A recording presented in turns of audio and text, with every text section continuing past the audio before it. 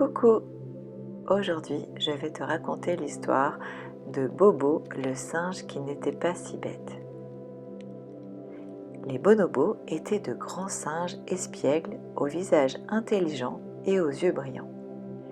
D'ailleurs, à force d'entendre dire qu'ils étaient malins comme des singes, les bonobos se prenaient tous pour des ingénieurs surdoués. Tous, sauf Bobo.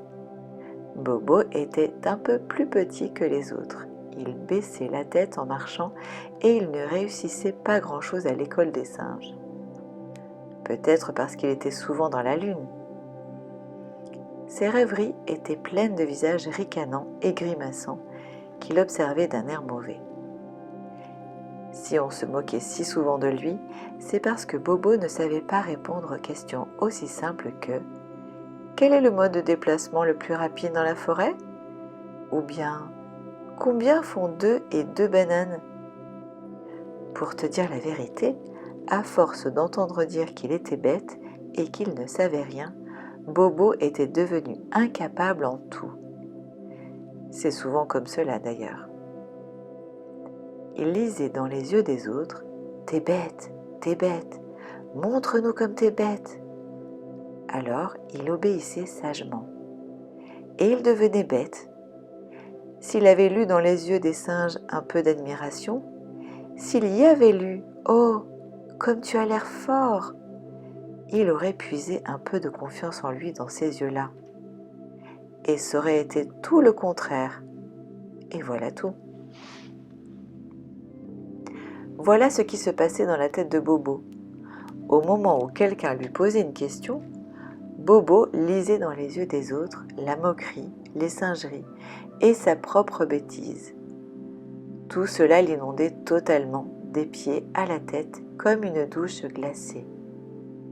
En lui, il sentait une grosse montée de panique, un tremblement essentiel, et une petite voix stridente venue de nulle part criait à son oreille « T'es nul, tu sais rien, t'es nul, tu sais rien !» Tout se brouillait. Et alors, c'était le grand vide intersidéral qui parfois le faisait dégringoler du cocotier. Quand il parvenait à s'accrocher, devant le regard du maître, poseur de questions, il baissait les yeux, il baissait la queue, ne répondait rien. Et alors, devant le silence de ses réponses, il fallait entendre le déferlement des rires des bonobos tout entiers réunis. Ha ha ha, wouah, une armée de rires terribles, stridents, pointus, qui viennent vous percer les tympans et le cœur. Et Bobo fuyait de liane en liane. Son refuge, c'était tout en haut du plus vieux bananier de la savane. Ce bananier-là avait, disait-on, au moins 110 ans. Il était si vieux, si sec, qu'il ne donnait plus une seule banane. Même ses feuilles, jaunies, abîmées, craquaient comme du papyrus. Personne ne s'intéressait plus au vieux bananier, sauf Bobo. C'est pourquoi, quand le vieux bananier entendait Bobo arriver, il se gonflait d'orgueil.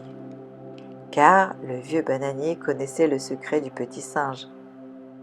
Quand il arrivait tout en haut du vieux bananier, Bobo retrouvait en effet ses pinceaux, ses couleurs, ses feuilles de bananier, son univers de petit peintre. Et Bobo peignait, car Bobo avait trouvé là un moyen de faire taire cette petite voix stridente qui résonnait à ses oreilles. « T'arrives pas, t'es nul, t'es archi nul. » Quand il dessinait, il n'entendait plus rien. Rien que le silence admiratif du vieux bananier et le vent qui, s'engouffrant dans les feuilles jaunies et craquelées du vieil arbre, chuchotait « Beau, c'est beau !» C'était beau, mais c'était triste. Ces toiles s'appelaient « Jour de colère »,« Typhon dévastateur »,« Caca de brousse »,« Angoisse dans la savane »,« La multiplication des poux », Théorie de la banane pourrie. Tous ces tableaux existaient déjà dans la tête de Bobo avant même qu'il ne pense à les dessiner. Et quand il peignait, il savait exactement où il voulait arriver et exactement à quel moment il aurait terminé son tableau. Ce qui est sans doute la qualité des grands artistes. Pendant qu'il peignait, Bobo respirait mieux. Sa poitrine s'ouvrait. Et comme il comprenait la tristesse du monde et la vieillesse du vieux bananier, il avait même l'impression qu'il aurait pu voler avec les oiseaux, tant il comprenait le fonctionnement de leurs ailes. Comme cela était bon de disparaître dans la nature. Mais quand Bobo redescendait, les cris stridents des autres singes, tous les malins, lui lacéraient à nouveau les tympans.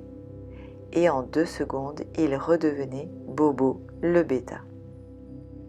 Bien sûr, Bobo n'osait pas montrer ses œuvres aux autres. Ils se seraient moqués encore plus, ils auraient ricané, et cette fois-ci c'était certain, pensait Bobo, il en serait mort de honte. Un jour, comme il se produisait souvent à chaque changement de saison, le vent, qui était aussi malin qu'un singe, se mit à faire des siennes.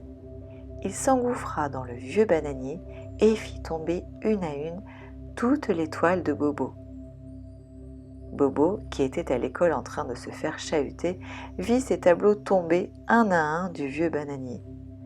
Angoisse de la banane pourrie, tristesse dans la savane, Bobo crut qu'il allait mourir de honte. Il attendit les yeux fermés les sarcasmes des autres. Mais rien ne venait. Quand il rouvrit les yeux, il vit un spectacle incroyable. Tous les singes, pendus par la queue, contemplaient ces tableaux sans dire un mot. Et dans leurs yeux, il y avait de la tristesse, ou de la rage, ou des soupirs, tout ce que Bobo avait dessiné et qui se reflétait dans les yeux des bonobos. « Est-ce toi qui as peint tout cela ?» demanda le maître, en hochant la tête.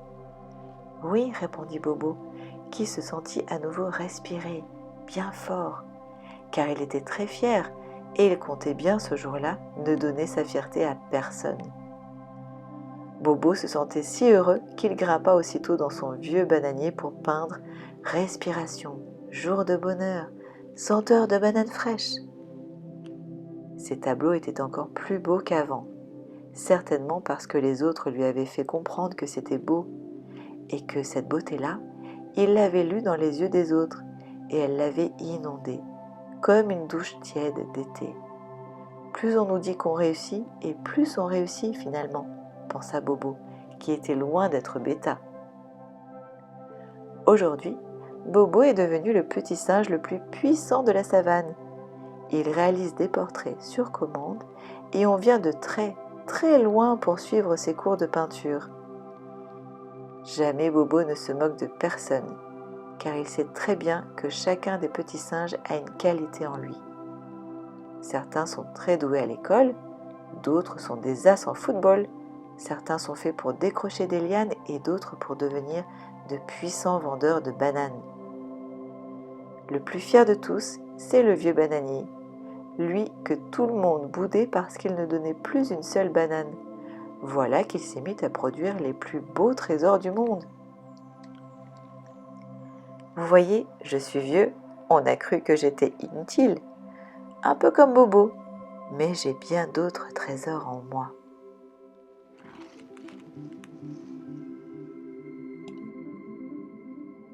Et voilà, j'espère que l'histoire de Bobo t'a plu, et j'espère que tu as compris que tous les enfants sont différents, et que le plus important, c'est de comprendre quelle est sa particularité, quel est ton point fort, quel est son point fort, et le mettre en avant. Parce que c'est ça le plus important. Réaliser quel est notre point fort. Parce qu'on est tous très très forts. Voilà, je t'embrasse fort et te dis à bientôt.